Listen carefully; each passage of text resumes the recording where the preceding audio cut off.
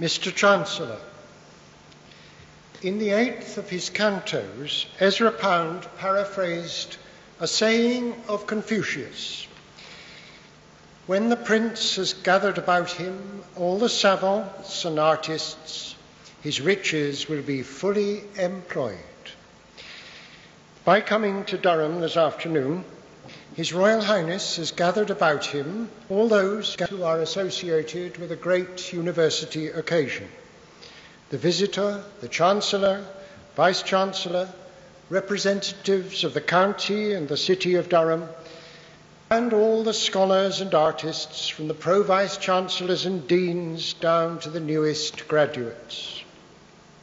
We may well hope that he feels his riches are fully employed, that this is one of those occasions in which the duty of a public appearance is joined with the delight that comes from a Confucian sense of rightness, as he honours the university and the university honours him. There are many reasons why the Prince of Wales should be honoured, but we should seek particularly today for academic ones. We might recognise especially, I believe, a particular variant of the Socratic method of teaching, applied to public life rather than the tutorial, in which a primary method of instruction is a questioning of received opinion or inherited assumption. His Royal Highness has made something of a speciality of this in keynote speeches to public bodies, such as his speech as President of the British Medical Association, when, for example, he astonished that august body in 1982 by adducing Paracelsus to the effect that the doctor must have the intuition which is necessary to understand the patient, his body, his disease, and arguing for a traditional wisdom that sees illness as a disorder of the whole person. Later in the same year, he surprised the agricultural establishment by attacking modern production methods in farming and recommending a better and more effective use of renewable resources. His recent statements on genetically modified crops are entirely consistent with this, based as they are on taking the long-term rather than the short-term view. His concern for the environment is well known, most obviously perhaps in his 1984 speech to the Royal Institute of British Architects. In that speech, he demonstrated a startling facility with another contemporary academic obsession, metaphor. As Mel Kalman's pocket cartoon put it, speaking for almost everyone except the architects themselves, "I don't know much about architecture, but I know a carbuncle when I see one." Such interventions, often causing consternation initially, but also leading in many cases to a revision of accepted views, have been possible because of his position as Prince of Wales and heir apparent. That position has brought him a privileged access to audiences which might never have heard such views, or who would have discounted them if they had heard them from someone else. It has also brought him the less desirable attention of the eyes of the world. He has had a particularly difficult part to play since he was a child, primarily because of the age into which he was born.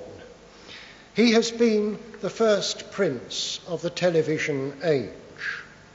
That age, with its craving for instant response and its need to be present at everything, has intruded upon his life with an insistence that most of us would find insupportable. If he wants to go for a walk or paint a picture, 300 reporters gather round, and the painful and tragic events of recent years have been subjected to a public scrutiny and analysis which few lives could have stood up to without flinching.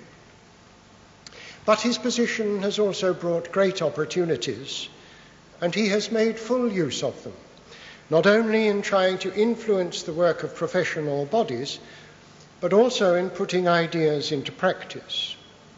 He arranged meetings between doctors and practitioners of alternative therapy.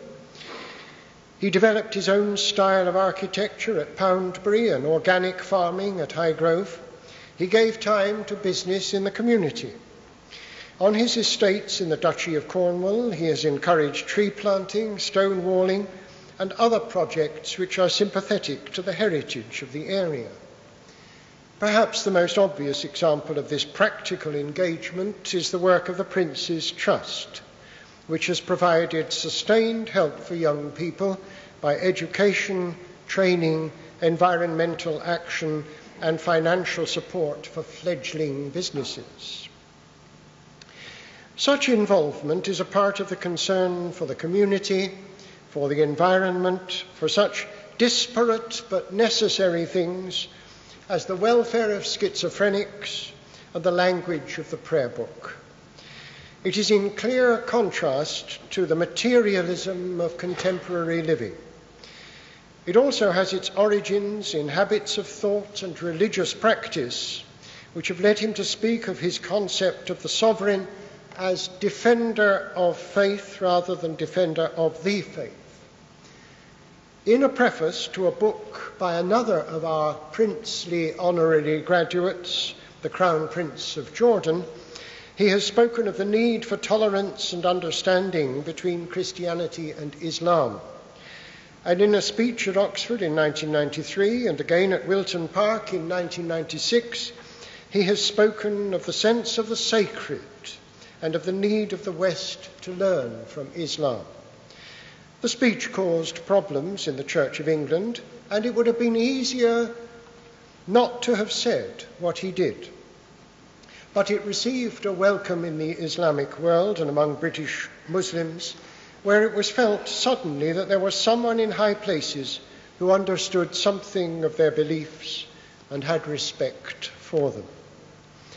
And his views had not changed substantially since he told the Salvation Army in 1981 that what we should be worried about now is whether people are going to become atheists, whether they are going to be given an idea of right and wrong, whether they are going to be given an awareness of the things of the spirit and of the meaning and infinite beauty of nature.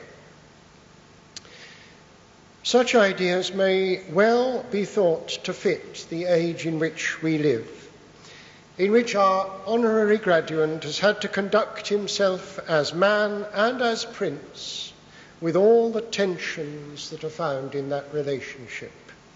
As Shakespeare's Henry V put it, what infinite heart's ease must kings neglect that private men enjoy. It is for his manner of fulfilling this role, for his concept of duty, and for his persistent challenging of entrenched positions in the best academic tradition, that we honour the Prince among his savants and artists today. Mr. Chancellor, I present to you His Royal Highness the Prince of Wales to receive the degree of Doctor of Civil Law, honoris causa.